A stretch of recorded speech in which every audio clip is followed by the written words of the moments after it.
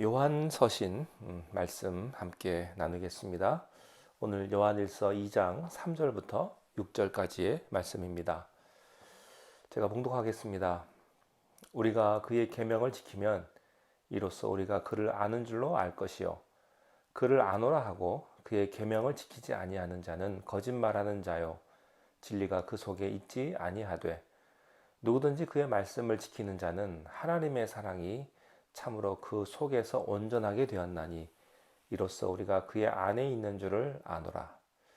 그의 안에 산다고 하는 것은 그가 행하시는 대로 자기도 행할지니라.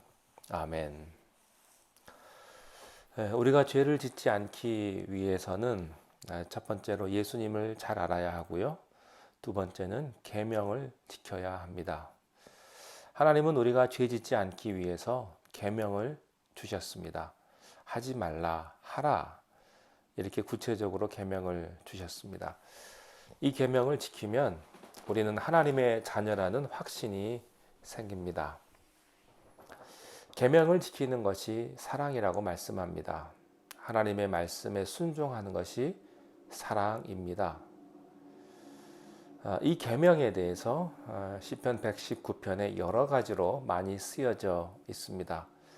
여러분 인내심을 가지고 시편 119편을 다 읽어보시기를 바랍니다. 성경에서 제일 긴 장입니다.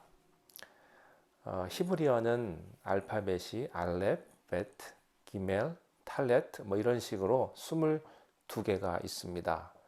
이 22개가 8번씩 8개 세트로 해서 모두 176절입니다. 그래서 성경에서 가장 긴 장인데요. 그 알파벳 첫 글자가 맨 처음에 시작합니다. 그러니까 A로 시작하는 게 1절이고요. B로 시작하는 게 2절이고요. 3절은 또 C로 시작하고요. 그렇게 해서 8바퀴를 한번 돕니다. 그래서 이 시편 119편을 가지고 히브리 사람들은 어린 아이들에게 그들의 언어를 공부를 시킵니다. 그 119편 가운데 6절이 이렇게 되어 있습니다. 내가 주의 모든 계명에 주의할 때에는 부끄럽지 아니하리이다. 계명에 주의할 때는 부끄럽지 않습니다. 이런 말씀이 있고요.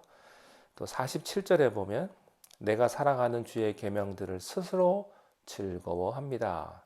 계명을 지킬 뿐만 아니라 즐거워한다. 이렇게 되어 있고요.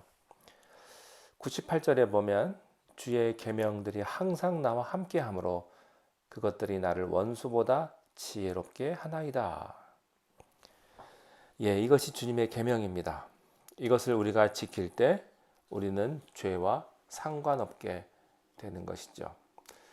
자, 그러면 한 걸음 더 나아가서 4절에 보면 이렇게 되어 있습니다. 그를 아노라 하고 그의 계명을 지키지 아니하는 자는 거짓말하는 자다.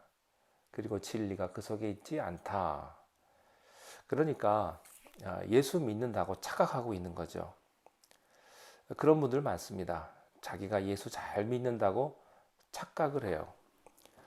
예수님께서 뭐라고 말씀하셨습니까? 나더러 주여 주여 하는 자마다 천국에 들어갈 것이 아니요.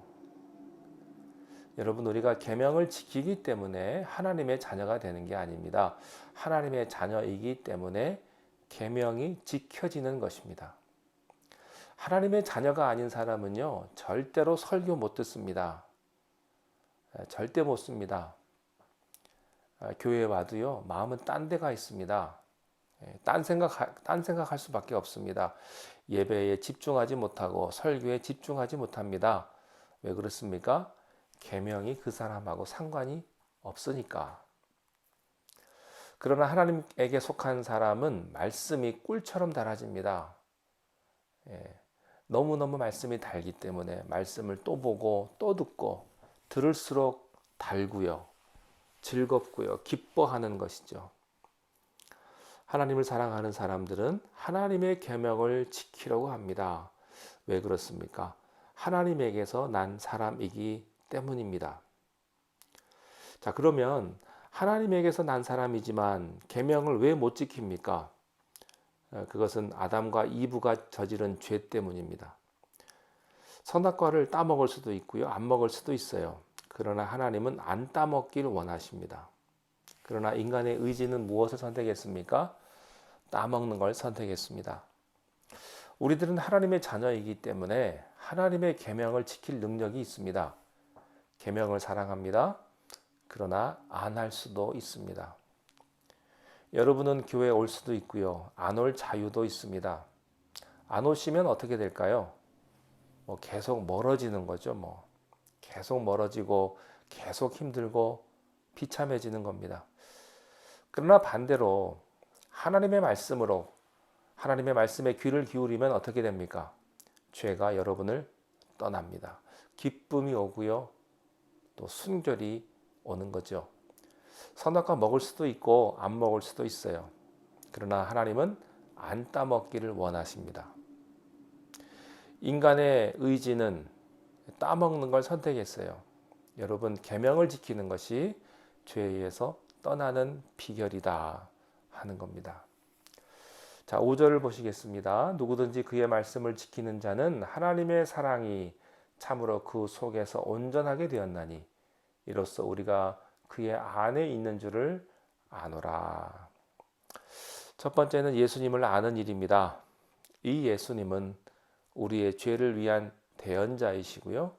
이 예수님은 화목 제물이 되십니다. 두 번째, 계명을 지킬 때 죄를 짓지 않게 됩니다. 그리고 세 번째, 그의 말씀 속에 있을 때 죄를 짓지 않게 됩니다. 그러면 계명과 말씀의 차이는 무엇입니까? 계명이 있고 말씀이 있어요. 여러분, 계명은요, 구체적이고 확실한 명령입니다. 이렇게 하라, 하지 말라.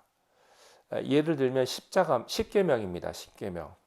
그러나 말씀은 계명을 포함한 하나님 말씀 전체를 가리킵니다.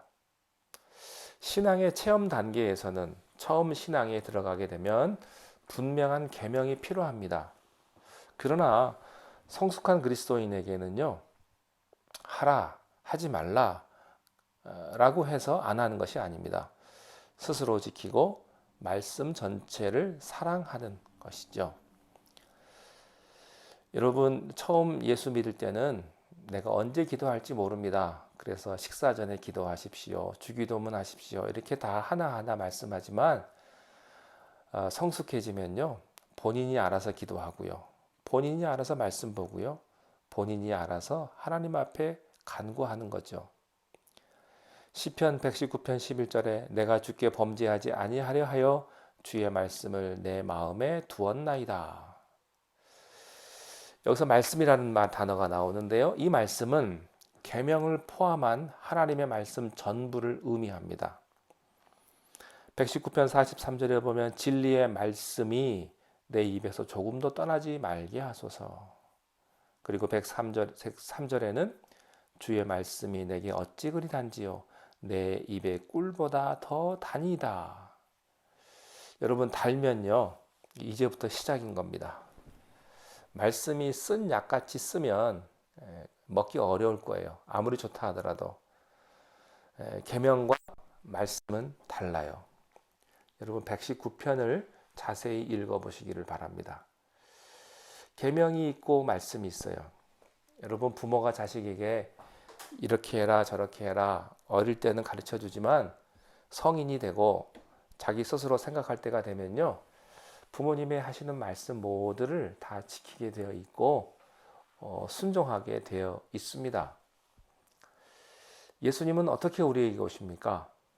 구름 타고 또 꿈속에서 이렇게 오십니까? 불 속에서 이렇게 오십니까? 예수님은요, 생명의 말씀의 형태로 우리에게 오십니다. 하나님은 지금 우리에게 어떻게 말씀하십니까? 말씀을 통하여 지금 우리에게 말씀해 주십니다. 그러므로 이 말씀이 내게 임하면 죄가 내 안에 거할 수가 없게 되는 것입니다. 그러므로 내가 죄짓지 않는 비결은 예수님을 정확하게 아는 것이고요. 두 번째는 계명을 지키는 겁니다. 계명보다 한 걸음 더 나아가서 그 말씀을 지키는 것입니다. 이 말씀을 지킬 때 우리는 죄로부터 자꾸 멀어지는 것을 발견합니다. 여러분, 주일 설교는요, 암만 해봐야 일주일에 30분입니다. 주일 설교를 듣는 것 귀중한 일입니다. 그러나 여러분, 주일날 한번 나와서 설교 한번 듣는 것으로 여러분의 신앙생활 유지할 생각 아예 하지 마십시오. 여러분, 혹시 한 주 전, 혹 2주 전 설교를 기억하십니까? 얼마나 기억하십니까? 잘 기억나지 않습니다. 그러므로 여러분, 매일매일 말씀도 보시고요. 성경도 보시고요. 또 유튜브에 좋은 설교들이 얼마나 많은지 모릅니다. 저보다도 훌륭하시고 또 귀한 설교가 얼마나 많은지 모릅니다. 찾아서 들으셔야 합니다. 어떤 분들은 그냥 한 달에 한 번, 뭐 1년에 한 번, 뭐 연례적으로 이렇게 들으시는 분이 있으십니다. 그렇게 되면 어떻게 될까요? 자꾸 멀어지니까 기도를 안 하게 되죠. 기도 안 하면 어떻게 될까요? 신앙이 자꾸 관념으로 돌아갑니다. 그리고 회의에 빠지게 됩니다. 그러나 매일매일 우리가 성경 말씀을 보면요, 이 말씀이 자꾸 살아나는 것입니다. 여러분, 말씀이 살아나야 내가 죄와 싸워 이길 능력이 생기는 겁니다. 내가 죄와 싸워 이길 능력이 생겨야 우리는 죄에서 승리하는 것입니다. 말씀이 가장 중요합니다. 말씀을 깊이 공부하면 어떤 일이 일어납니까? 오늘 본문 5절 말씀에 보면 누구든지 그의 말씀을 지키는 자는 하나님의 사랑이 참으로 그 속에서 온전하게 되었나니 이로써 우리가 그의 안에 있는 줄을 아노라. 하나님의 말씀이 있으면 결론은 간단합니다. 내게 구원을 주시지만 오늘 본문에 보시면요, 하나님은 사랑을 주십니다. 사랑을 하게 됩니다. 하나님의 말씀이 있으면 구원도 주시고 또 사랑도 주셔서 우리가 사랑을 하게 되는 것입니다. 여러분, 크리스찬의 성숙의 완전은요, 하나님의 온전하심처럼 우리가 온전해지는 것입니다. 하나님은 누구십니까? 사랑이십니다. 예수님의 메시지는 한마디로 무엇입니까?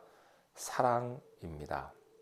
하나님의 말씀을 가진 자는 사랑을 하게 됩니다. 사랑은 모든 허물을 덮어줍니다. 사랑은 율법의 완성입니다. 말씀 안에 거하는 자는 사랑을 이루게 된다. 주님의 말씀입니다. 자, 결론 6절에서 이렇게 이야기합니다. 그의 안에 산다고 하는 자는 그가 행하시는 대로 자기도 행할지니라. 사랑의 실천입니다. 주님 안에 산다고 하는 사람은요, 주님이 행하시는 대로 자기도 행하는 사람, 사랑의 실천을 할 수 있는 사람입니다. 여러분에게 죄를 이기는 능력이 있으시기를 바랍니다. 예수님을 믿으시고 계명을 지키시고 또 그 말씀 안에 푹 빠지십시오. 그리하면 하나님의 놀라운 은혜와 축복이 여러분에게 임하게 되는 줄로 믿습니다. 기도하겠습니다. 하나님 아버지, 우리가 주님을 안으로 하고 주님의 계명을 지키지 아니하는 자는 거짓말하는 자라고 하셨습니다. 우리가 주님의 말씀을 지키며 하나님의 사랑이 우리 안에 날마다 거하게 하여 주옵소서. 죄를 이기는 능력이 우리 안에 있게 하여 주옵소서. 말씀 가운데, 그 말씀의 은혜 가운데 우리가 살아가게 하여 주옵소서. 예수님 이름으로 기도하옵나이다. 아멘.